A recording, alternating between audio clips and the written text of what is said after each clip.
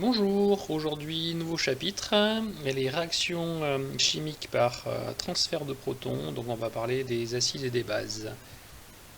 Grand pH d'une solution aqueuse, et tout d'abord on va voir quelques définitions. Alors avant toute chose, on va parler d'autoprotolyse de l'eau. Donc qu'est-ce que c'est? Alors regardez ici, je vous ai mis deux molécules d'eau.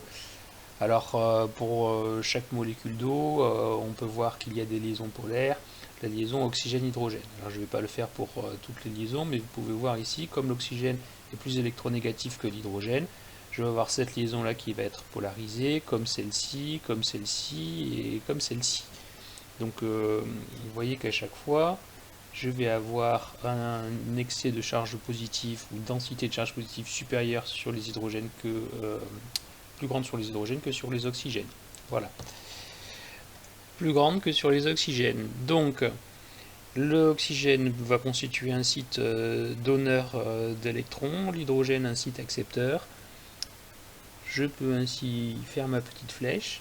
Donc vous avez donc cet atome d'hydrogène ici qui peut se fixer sur cet atome d'oxygène. Alors ça va nous donner ceci. Là, je le mets à côté. Un oxygène qui est comme ceci a fixé un troisième hydrogène.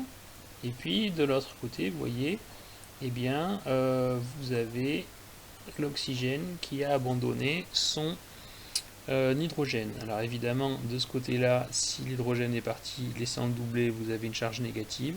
Et ici, vous avez sur cet oxygène une charge positive. Alors vous voyez ici que vous obtenez deux espèces chimiques qui présentent une charge sur l'oxygène. Ce sont des espèces chimiques qui sont quand même assez réactives, qui vont réagir entre elles. Hein. Ce qui va se passer, c'est que bien évidemment ici, ce doublet va vouloir aller sur l'hydrogène et ce doublet va vouloir aller sur l'oxygène. Et en fait, la réaction va se faire beaucoup plus facilement dans ce sens-là que dans l'autre. Hein. En fait, la réaction entre les molécules d'eau est très très défavorisée. La formation de ces ions-là n'est qu'exceptionnelle. Ces ions-là, donc celui-là on l'appellera l'ion oxonium et celui-là l'ion hydroxyde, eh bien, ces deux ions-là sont très réactifs. D'accord. Ils vont immédiatement réagir pour donner ces molécules d'eau. Donc on va voir en fait que dans l'eau, vous avez sur 10 millions de molécules d'eau, 2 qui vont réagir pour donner ces ions-là. C'est cette réaction, donc c'est la réaction dite d'autoprotolyse de l'eau, autoprotolyse de l'eau. Et cette réaction, elle nous explique pourquoi on va retrouver dans l'eau constamment, en très faible proportion, des ions H3O+, oxonium, donc H3O+, et des ions hydroxydes, HO-. On en trouve tout le temps, un petit peu. Alors, pour vous donner une valeur, on en a toujours une concentration égale de 10 puissance moins 7 mol par litre pour ces deux ions à température ambiante dans de l'eau pure. Donc, en fait, on ne peut pas avoir de l'eau parfaitement pure. Dès que l'on a des molécules d'eau, elles vont de temps en temps réagir l'une sur l'autre pour former ces deux ions, les ions oxonium et hydroxyde. Donc de l'eau parfaitement pure, ça n'existe pas. Dans de l'eau la plus pure possible, vous avez toujours au moins ces ions H3O+, oxonium et HO- hydroxyde. Donc cet équilibre d'autoprotolyse de l'eau est très déplacé ici vers la gauche, comme je vous l'ai dit. Donc c'est ce qui nous explique que toute solution aqueuse va contenir des ions oxonium et des ions hydroxyde. Ainsi, si la solution contient plus d'ions H3O+, que d'ions HO-, la solution est acide. Si elle contient plus d'ions HO- que d'ions H3O+, elle est dite basique. Et si elle contient autant d'ions H3O+, que d'ions HO-, elle est neutre. Donc petit diagramme pour récapituler. Je vous rappelle que quand on note H3O+, entre crochets comme ceci, ça fait référence à la concentration en ion H3O+, et concentration donc en ion HO- entre crochets comme ceci. Bon, voici des exemples de solutions. Donc l'eau est une solution neutre, donc pH de 7. Le vinaigre, le soda et l'acide chlorhydrique, ce sont des solutions acides. Et puis l'eau de javel ou la soude Desktop, ce sont des solutions basiques. Hein. Alors on travaille nous toujours en solution, c'est-à-dire qu'on n'est pas dans des acides purs ou des bases pures. Hein. On est, je rappelle avant tout dans l'eau. Les acides et les bases ici ne seront que des solutés dans les solutions. Donc on travaille dans des pH qui sont compris entre 0 et 14. Alors le pH justement, c'est une grandeur sans unité qui va être définie par la relation suivante. pH, c'est moins logarithme de concentration en ion H3O+. Donc le pH est lié à la concentration en ion oxonium H3O+. Alors, il faut savoir passer de cette relation-là à la relation donc inverse, nous donnant la concentration H3O+, en fonction du pH. Donc, concentration en ion H3O+, c'est 10 puissance moins pH. Donc pH égale moins log de H3O+. Donc si vous voulez, moins pH est égal à logarithme de concentration en ion de H3O+. La fonction réciproque de la fonction logarithme, c'est la fonction 10 exposant. Donc je l'applique. 10 exposant moins pH, c'est égal à 10 exposant log de H3O+. Donc la fonction 10 exposant est la fonction réciproque de la fonction log. Donc quand j'applique la fonction 10 exposant à la fonction log, c'est comme si je faisais rien du tout. Donc je vais avoir ici concentration en ion H3O+, qui est égale à 10 puissance moins pH. Donc sachez passer de l'une à l'autre de ces deux relations très facilement, ou apprenez-les par cœur. Deuxièmement, mesure du pH. Donc on a déjà mesuré le pH dès le collège à l'aide d'un papier pH. Donc le principe, c'est d'avoir un petit papier sur lequel on verse une petite goutte de solution, et en fonction de la couleur que prend le papier, on peut avoir une idée du pH entre 1 et 14, donc pour certains papiers pH. Alors j'ai bien une idée du pH, la précision maximale que l'on peut avoir avec ce papier pH est de 1 unité pH près. Hein. On a un moyen maintenant, on va voir plus simple, plus précis pour mesurer le pH. On va utiliser un pH mètre. Alors le pH mètre, c'est cet ensemble-là d'un appareil constitué donc d'une sonde pH métrique que l'on va tremper dans une solution. Et ici, vous avez un appareil sur lequel on va pouvoir faire des réglages et qui va nous afficher le pH tout simplement. Donc voici un autre pH mètre. Ici, la sonde à pH qui va tremper dans la solution. Et puis là, vous avez la valeur en unité pH. Alors ici, la valeur en unité pH, elle va être donnée avec, là vous voyez qu'il y a 3 chiffres significatifs qui sont affichés. Alors méfiez-vous, l'appareil peut bien vous donner 3 chiffres significatifs, mais pour autant, vu la précision de la sonde ici que l'on a, surtout nous en laboratoire, la précision du pH est à prendre avec 2 chiffres significatifs. Donc ici la donnée du 3e chiffre significatif est illusoire. Donc le pH comme en fait c'est une grandeur logarithmique le pH, hein, donc c'est inutile de chercher à avoir trop de précision avec. On va avoir le pH avec 2 chiffres significatifs, et donc si nous calculons des concentrations à l'aide du pH, nous aurons des concentrations qui seront elles aussi avec 2 chiffres significatifs. Donc, petit exercice ici, quel est le pH d'une solution aqueuse pour laquelle la concentration en ion H3O+, est de 2,10 puissance moins 5 mol par litre. Alors, c'est tout simple, on applique la relation ici, pH égale moins log de la concentration en H3O+. Voilà.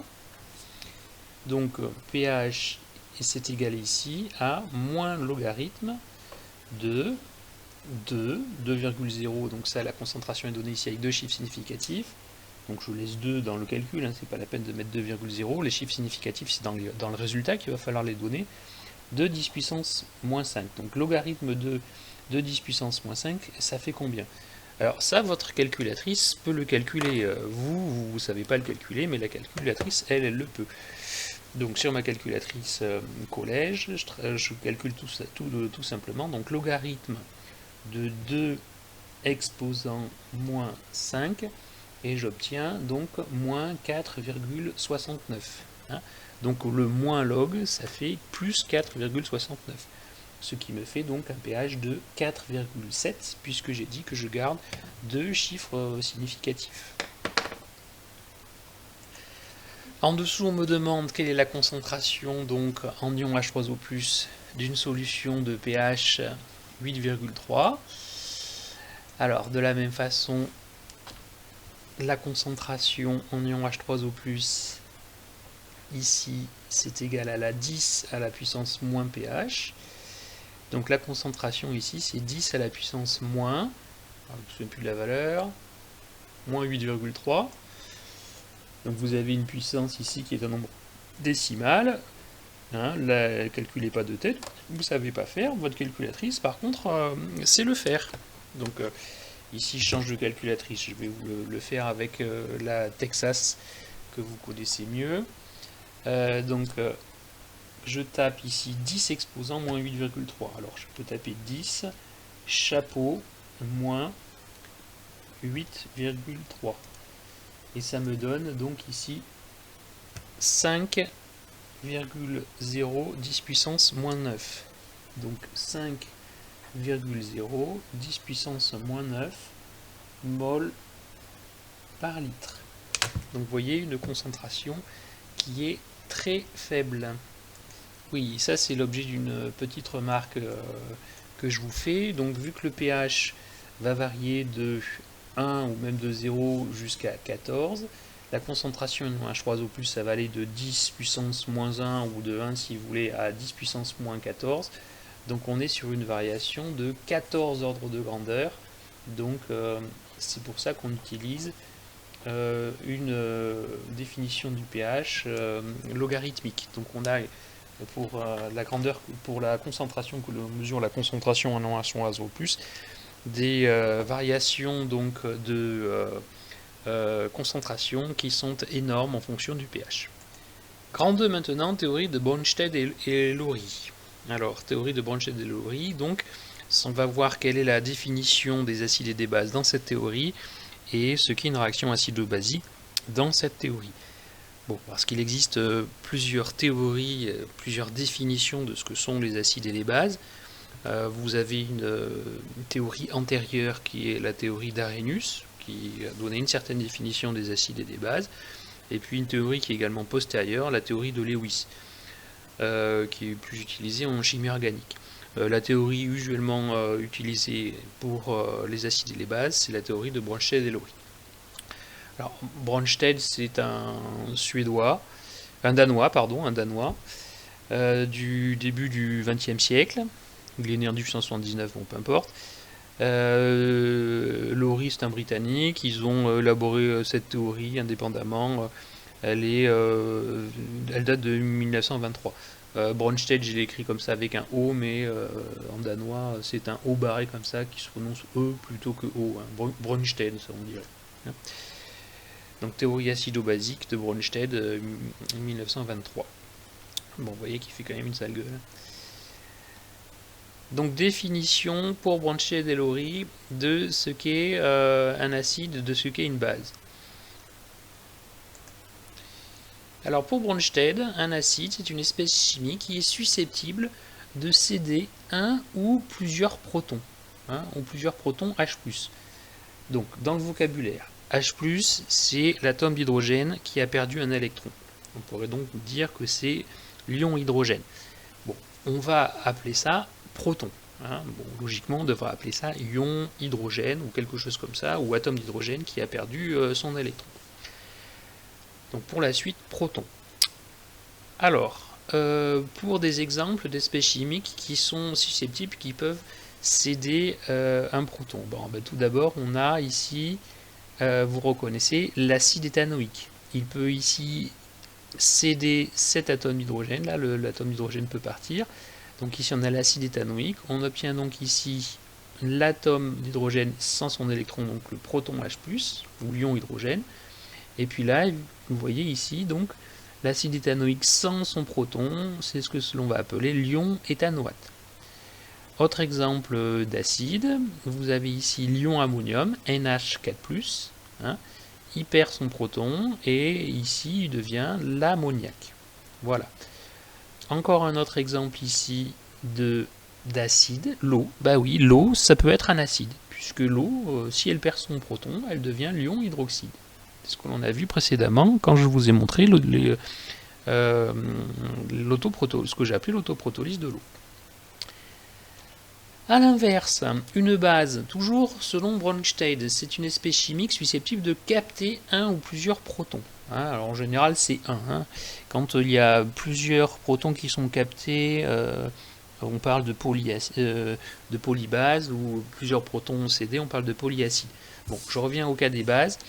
Donc on a vu ici que l'acide éthanoïque, s'il perd son proton, il devient l'ion éthanoate. Eh bien l'ion éthanoate peut lui gagner son proton pour devenir l'acide éthanoïque.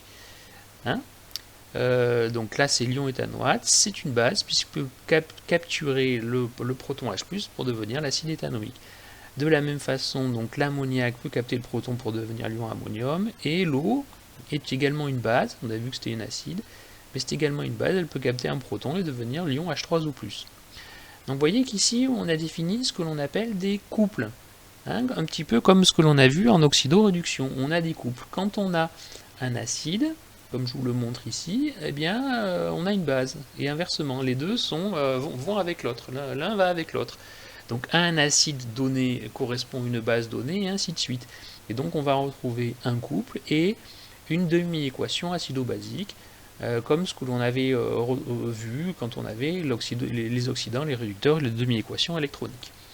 Donc couple acide-base, deux espèces, l'une acide, alors que l'on peut le noter AH de façon générique, et l'autre A-, qui au cours d'une réaction chimique se transforment l'une en l'autre par gain ou perte d'un proton, sont dites conjuguées. Elles forment un couple acide-base, AH, A-. Les demi-équations associées et puis vous avez cette façon d'écrire donc symboliquement la demi-équation. Alors si je reprends les exemples précédents, voici les couples, acide éthanoïque, ion éthanoate, ion ammonium, ammoniac, et les deux couples de l'eau, H3O+, H2O, et H2O, HO-. Donc ce sont deux couples de l'eau. Vous voyez qu'ici, l'eau, elle est la base de ce couple-là, et l'acide de ce couple-là. Donc en fait, elle est soit acide, soit basique. Il y a plusieurs espèces chimiques qui, comme ceci, peuvent être soit des acides, soit des bases. Dans ce cas-là, on dit que l'eau, que l'espèce chimique comme ceci, est un ampholyte, ou qu'elle a un caractère amphotère. Alors ampholyte c'est le nom, amphotère c'est l'adjectif. Donc voilà, vous retenez ça, l'eau peut être acide ou basique, si vous retenez qu'on appelle ça un ampholyte, c'est tant mieux.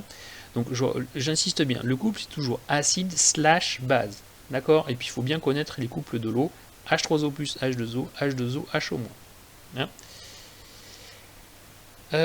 Troisièmement maintenant, réaction acido-basique. Donc une réaction acido-basique, c'est une réaction lors de laquelle il y a transfert de protons entre l'acide d'un couple et la base d'un autre couple. Donc il y a formation des espèces chimiques conjuguées. Alors je vous ai mis ici un exemple entre les deux espèces chimiques que j'ai vues précédemment, l'acide éthanoïque et l'ammoniac. Alors regardez un petit peu comment j'ai fait. Donc tout d'abord, j'identifie les deux couples, qui est l'acide qui est la base. Donc j'ai le couple acide éthanoïque et ion éthanoate. Et là, le couple ion ammonium et ammoniac.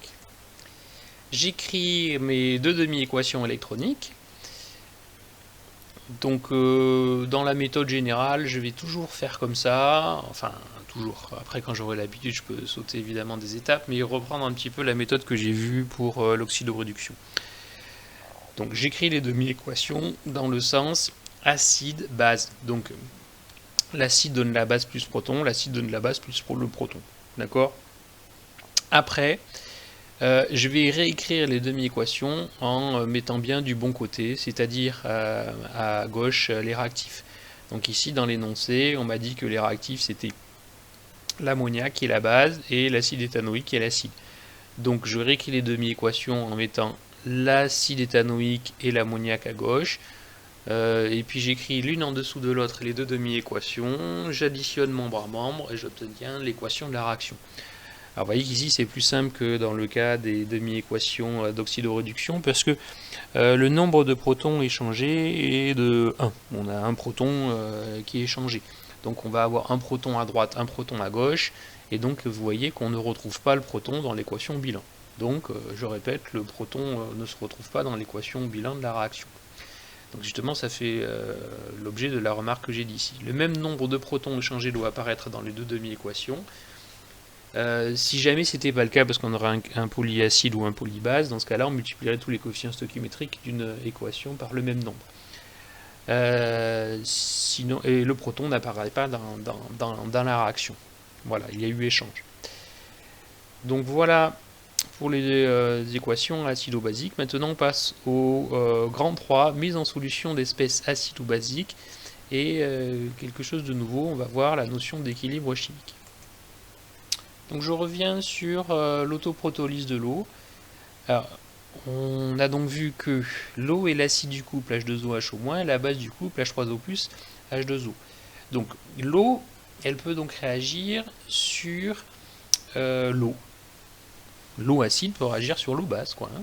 Donc on a les deux demi-équations correspondantes ci-dessous. Donc H2O, si l'eau et l'acide, ça donne HO- plus H+. H2O, si l'eau et la base, ça donne H2O plus H+, donne H3O+. Donc au bilan, ça nous fait 2H2O égale H3O+, plus HO-. Hein. Alors, vous voyez ici, j'ai mis un signe égal. Bon, d'abord, ça va traduire que j'ai un équilibre chimique ici, mais théoriquement, ce que j'aurais voulu mettre, c'était des petites flèches, mais j'ai pas pu le faire avec le logiciel. Ce que je ferais pour traduire l'autoprotolyse de l'eau ici, logiquement, quelque chose de plus parlant, ça serait de faire ça. Ça serait de mettre 2H2O, et puis ici, de l'autre côté, H3O+, plus HO-. Et en fait, ici, la réaction elle va se faire beaucoup plus facilement dans un sens que dans l'autre. Donc je mettrai deux flèches comme ceci, avec une flèche qui est beaucoup plus longue dans le sens donc qui donne les molécules d'eau pour bien montrer que ici, même si ça peut se produire dans ce sens-là, ça peut surtout se produire de la droite vers la gauche.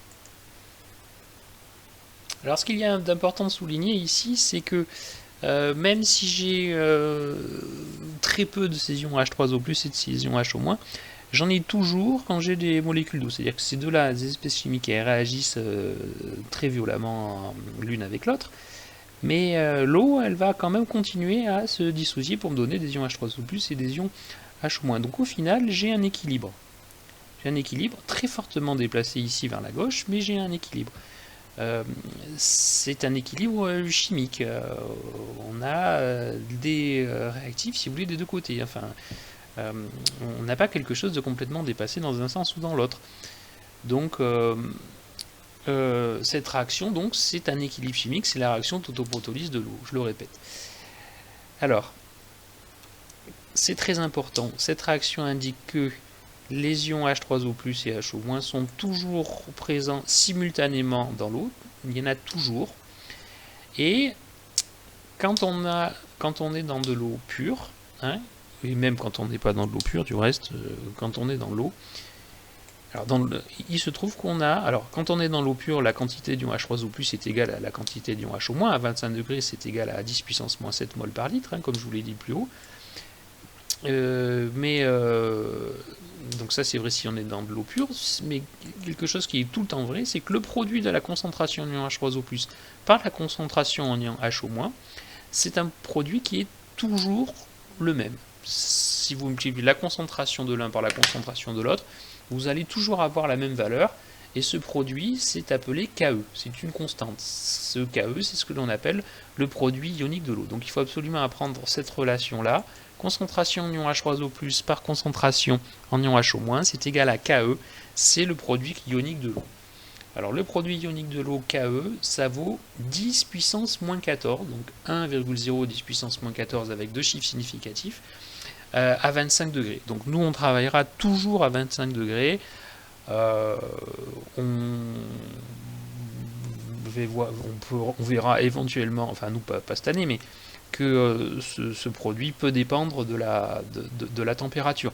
Alors, juste, je vous l'ai mis ici dans les remarques. En biologie, on travaille à la température du corps humain, puisque le corps humain est à 37 degrés, et le produit ionique vaut 13,6. Ce qui fait que ça a quand même une importance quand on parle du pH du sang, par exemple. Le pH neutre, vous savez que c'est 7 à 25 degrés. Bon, ben, 7, c'est la moitié de 14, 14 étant lié, c'est la puissance de 10. Donc, si on était dans le sang, la neutralité, ça serait pas 7, ça serait 6,8. Donc, le produit ionique, c'est 1,0 10 puissance moins 14. On définit aussi le produit, le pKe. Le pKe, c'est moins log de Ke, c'est 10 puissance 14. Alors, en fait, ce que vous pouvez retenir, c'est que P, quand je mets P comme ceci devant quelque chose, P, ça veut dire moins log de. Moins log de quelque chose. D'accord? Donc, pKe, ça veut dire donc moins log de Ke. Donc quand je mets pH, par contre, c'est moins log de H, mais bon, alors ça c'est une écriture un peu ancienne, c'est moins log de H3O+. S'il y en a qui me demandent ce que ça veut dire pH, alors pH ça veut dire qu'à l'origine ça voulait dire quelque chose du genre potentiel hydrogène, voilà. Bon, en gros, ça faisait référence à une ancienne définition du pH. Bon là on a gardé le nom de pH, mais ça correspond plus à rien de ce que ça désignait à l'origine. Bon, par contre retenez que c'est toujours petit p grand H.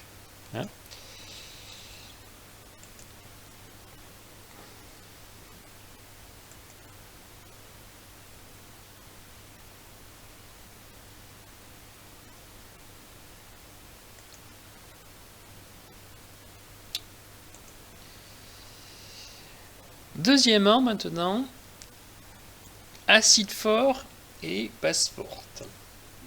Alors, les acides et les bases peuvent être fortes, faibles. On va voir ça. Qu'est-ce que ça veut dire? Bon. Alors, tout d'abord, on va parler des acides forts. Après, vous imaginez bien des bases fortes et ainsi de suite. Bon. Alors, les acides forts, qu'est-ce que c'est? Alors, vous voyez que les acides, on peut les noter sous la forme AH, où H, c'est le proton qui va s'en aller. Donc je vous ai dit, certains acides comme ceci, AH, sont appelés acides forts et ils réagissent totalement avec l'eau. Donc les acides forts, ce sont des acides qui, quand on les met dans l'eau, paf, ils réagissent tout de suite. Donc ça donne quelque chose comme ça. Ça donne l'ion correspondant, la base correspondante, et l'ion H3O+. Donc par exemple, je mets du chlorure d'hydrogène, donc c'est un gaz, HCl, dans l'eau. Qu'est-ce qu'il fait?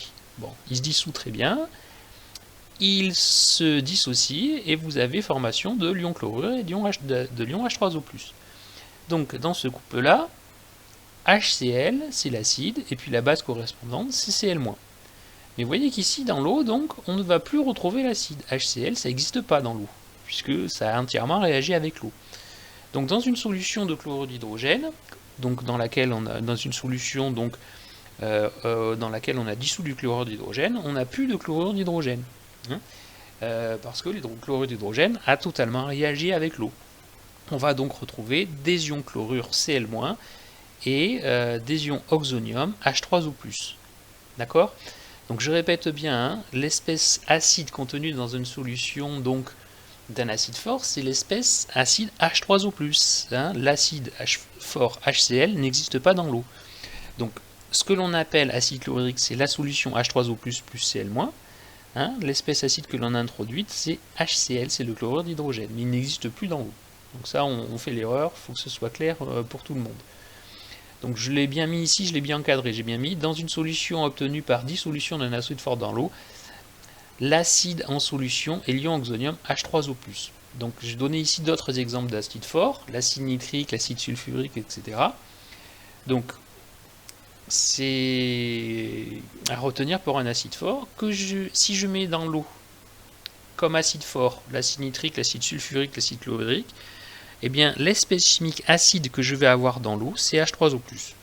Donc si je mets un acide fort dans l'eau, quel qu'il soit cet acide fort, acide nitrique, sulfurique, ce que vous voulez, chlorhydrique, enfin chlorure d'hydrogène, l'acide que j'ai dans l'eau, c'est H3O+. Donc en fait ces acides forts, HNO3, H2SO4, HCl, là, ils sont pas plus ou moins forts, puisque en fait, ils donnent le même acide dans l'eau, H3O+. Donc on dit que ces acides sont nivelés par l'eau. Ça veut dire que, en gros, ils ont tous la même force dans l'eau, vu qu'ils donnent tous H3O+ dans l'eau. Alors, quel est le pH d'un acide fort? Alors, je vous ai ici rempli un tableau d'avancement. Et à l'instant t égale 0, donc ma concentration en acide fort, c'est C0. Alors, la quantité d'acide fort que je vais avoir, eh bien, la quantité de matière d'acide fort que je vais avoir, ça va donc être N0, c'est-à-dire C0 fois le volume de la solution. Donc, si vous voulez, dans mon tableau, je peux faire ça comme ça. À l'état initial, quand l'avancement vaut 0, l'avancement en mol, eh bien, la quantité d'acide introduite, c'est, je l'ai noté derrière, N0, c'est-à-dire C0 fois V. C0 fois V. Bon, mais je vais remplir mon tableau d'avancement comme ceci. Alors l'eau c'est le solvant, le solvant est en excès, je ne vais pas remplir la couronne correspondante, là sa quantité de toute façon ne va pas diminuer.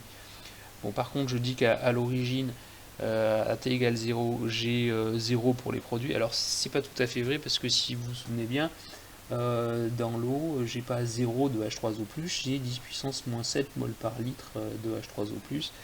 Donc rigoureusement ici, je ne devrais pas mettre 0, je devrais mettre 10 puissance moins 7 mol par litre. Mais en gros, 10 puissance moins 7 ici, c'est une concentration qui va être très faible par rapport à la quantité d'acide que je vais ajouter. Donc on va pouvoir le négliger. Hein. On pourra dire ici que c'est 0. Mais vous voyez, quant au trigger, j'ai quand même un petit peu d'ion H3O+, au départ. Bon, mais si je remplis mon tableau d'avancement, eh bien, je vais faire apparaître comme ceci l'avancement. Donc je vais avoir C0V ici moins X, ici plus X, ici plus X. Bon, vous connaissez le système. Voilà. Donc, je vous ai dit qu'un acide fort réagit totalement avec l'eau. Ça veut dire que, donc totalement, j'ai mis la flèche ici. C'est-à-dire qu'à la fin de la réaction, C0V moins Xmax, c'est égal à 0. Ça veut dire que Xmax est ici égal à C0 fois V. Hein, donc je vais retrouver pour les produits ici C0 fois V pour A- et C0 fois V pour H3O+. Donc si vous voulez, à la fin de la réaction, la quantité de matière d'ion H3O+, c'est C0 fois V. Ou si vous voulez, la concentration en ion H3O+, que j'ai à la fin, c'est C0 fois V divisé par V, c'est C0. D'accord? Donc, la concentration en ion H3O+, que j'ai à la fin de la réaction, de mon acide fort sur l'eau, eh bien, c'est égal à la concentration en acide fort initialement introduite. Ok? Si je prends le pH de ma solution, pH c'est moins log de H3O+, et donc moins égal à c'est égal à donc moins log de C0. Donc comme pour obtenir le pH d'une solution d'acide fort, c'est tout simple. On utilise la relation suivante, pH égale moins log de C0, où C0 c'est la concentration donc initiale en acide fort introduite en mol par litre. Voilà. On va faire une application de ceci immédiatement. Donc, je vous ai mis ici, on prépare un volume V égale 500 ml d'une solution d'acide chlorhydrique par dissolution de 2,3 mol de chlorure d'hydrogène gazeux. Quel est le pH de la solution obtenue? Alors, pH de la solution obtenue, alors, regardez, je vais vous le faire. Donc, je note ici, j'ai V égale 500 ml, ça me fait 0,5 litres. Je le mets directement en litre pour calculer la concentration. J'ai une solution donc où j'ai dissous du chlorure d'hydrogène, d'accord. Donc le chlorure d'hydrogène c'est un gaz. Je l'ai dissous dans l'eau, donc il réagit totalement avec l'eau. Là. Et j'obtiens de l'acide chlorhydrique. Hein, l'acide chlorhydrique, donc c'est ce que j'obtiens quand j'ai dissous totalement HCl dans l'eau, c'est-à-dire le produit de la réaction, c'est H3O+, plus Cl-. Voilà. La quantité que j'avais au départ, enfin que j'ai introduit d'acide chlorhydrique, c'est 2 10 puissance moins 3 mol par litre. Donc c'est ma concentration en soluté de départ. Donc le pH, quel est le pH de la solution obtenue? Donc la concentration donc pour le soluté à l'instant initial, c'est donc la quantité de matière divisée par le volume. C'est donc ici 2 10 puissance moins 3 mol par litre sur 0,5 litres. Donc 2 sur 0,5 ça fait 4, 4 10 puissance moins 3 mol par litre. Le pH, on a vu que pour une solution d'acide fort, c'est moins log de C0. Donc ici le pH c'est moins log de 4 10 puissance moins 3, ce qui me fait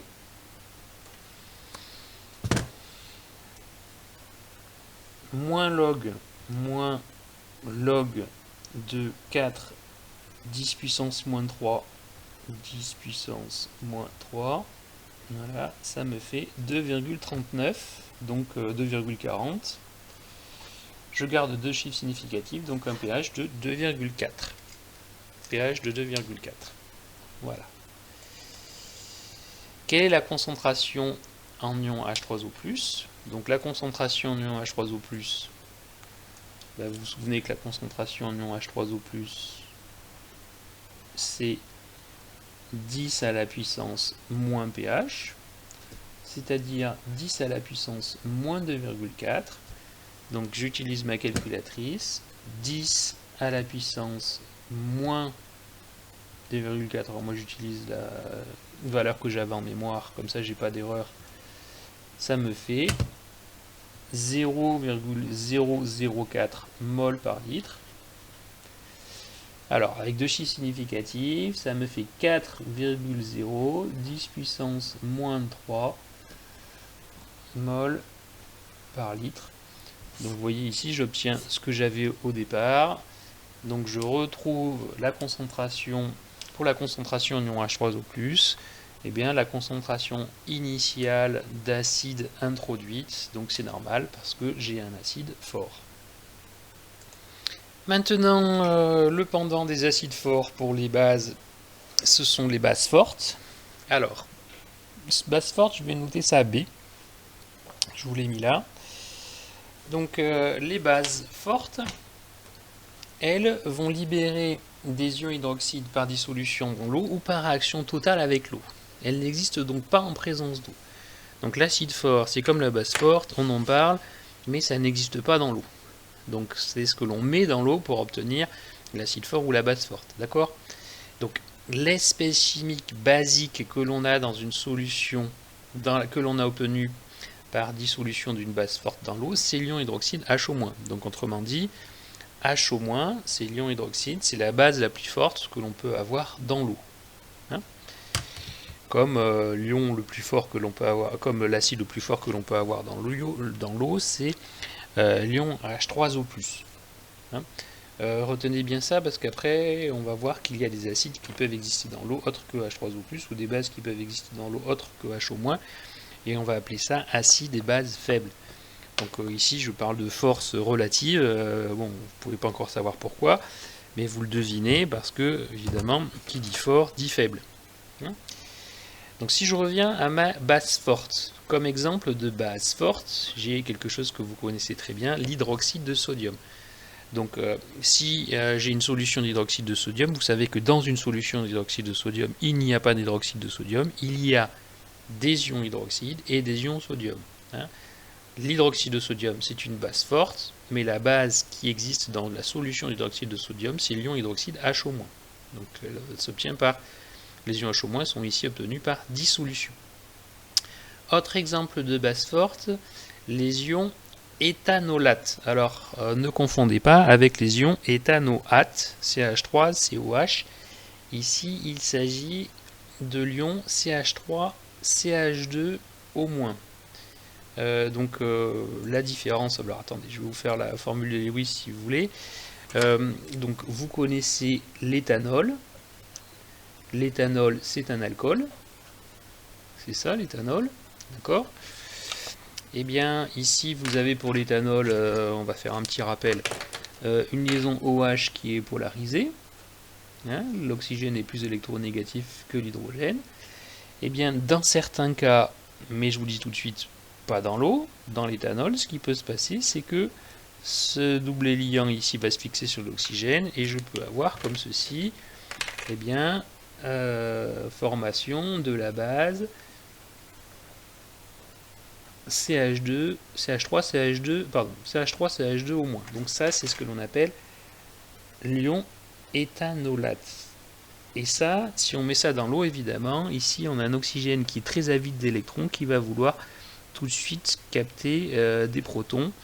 Et donc dans l'eau, il va réagir avec de l'eau. Il va très facilement capter le proton donc d'une molécule d'eau pour donner comme ceci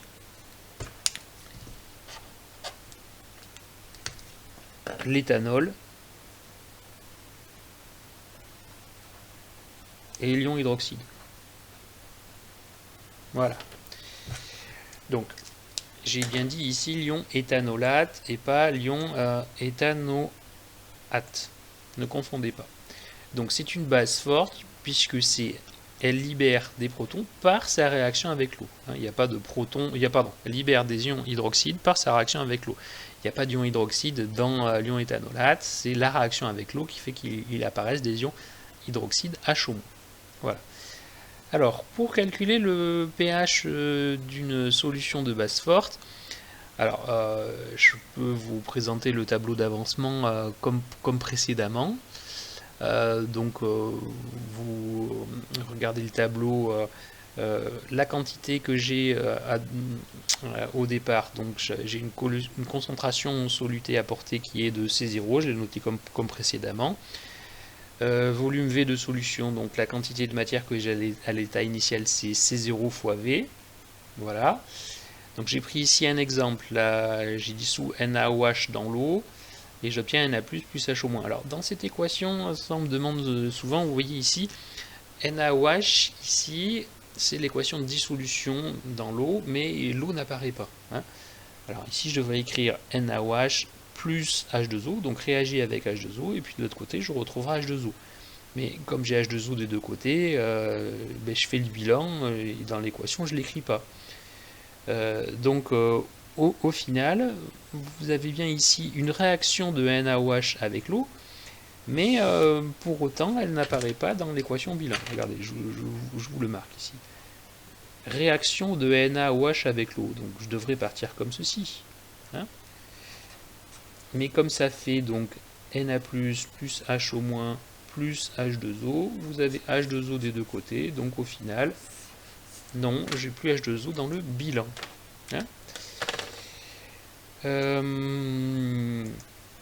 Donc, si je mets cette quantité de base, donc C0V donc dans l'eau, eh bien je vais avoir une concentration donc en ion HO- dans l'eau à l'issue de la dissolution qui sera égale à C0. Donc c'est la concentration en hydroxyde qui sera égale à C0.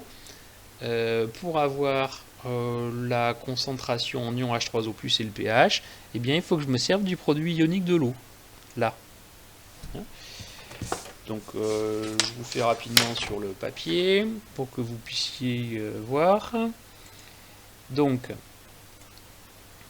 ma concentration en ion H-, elle est égale à C0. Comment je fais pour avoir la concentration en ion H3O+, et donc le pH? Produit ionique de l'eau, concentration en ion H3O+, multiplié par concentration en ion H-, c'est égal à KE, produit ionique de l'eau. Donc concentration en ion H3O+, c'est égal à KE divisé par concentration en ion H-.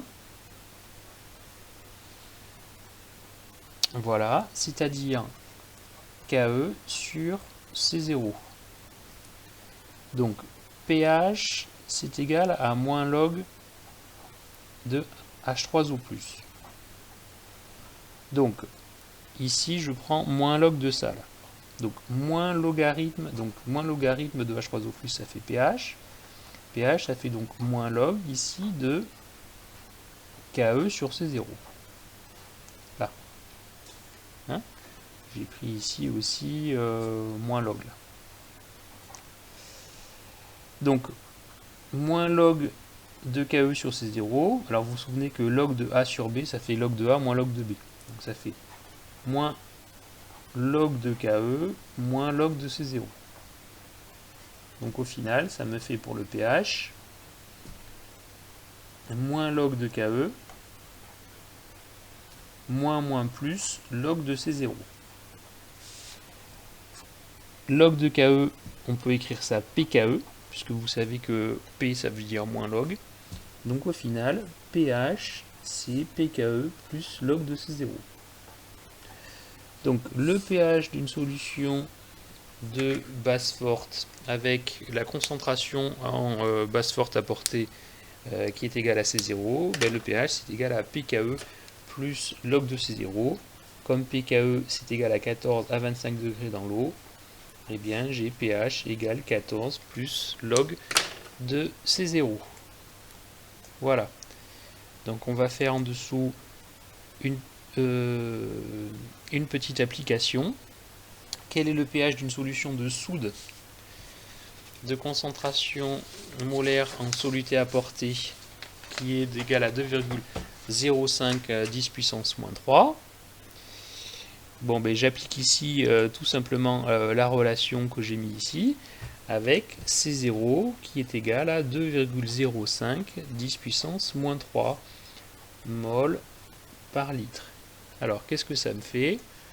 Eh bien, le pH, ça sera donc égal à 14 plus logarithme de 2,05 10 puissance moins 3. Voilà. Alors, je tape ça à la calculatrice. Donc, petite chose, hein, c'est que pour mon résultat final, il ne faut pas que j'obtienne quelque chose d'inférieur à 0 ou de supérieur à 14. Je sais que le pH, il est entre 0 et 14. Donc si je me suis trompé dans les signes, eh bien, que je trouve quelque chose de supérieur à 14, ça ne va pas. Hein. Donc, tout d'abord ici, logarithme, alors, 14 plus logarithme de 2,05 10 puissance moins 3. Alors, 14 plus logarithme de 2,05 multiplié par 10 exposant moins 3, ça me fait 11,3. 11,3. Bingo, 11,3. Mon pH, il est de 11,3. Voilà. Alors, petite remarque, ici, le pH, il faudrait que je le mette toujours avec deux chiffres significatifs. Ok ? Alors, il y a une petite nuance quand on va dépasser un pH de 10. Hein, évidemment, ici, j'ai trois chiffres significatifs. Mais le premier chiffre significatif, le premier chiffre ici, ça peut être que 1. Donc quand je vais avoir des pH supérieurs à 10, je vais quand même garder trois chiffres significatifs. En fait, je vais garder toujours un chiffre après la virgule pour le pH. Voilà. Très bien. Donc je vais m'arrêter là pour cette première partie sur les acides et les bases. Donc pour le cours suivant, ce qui va nous attendre, c'est les acides et les bases faibles. Donc comme le cours est trop long, je le sépare en deux.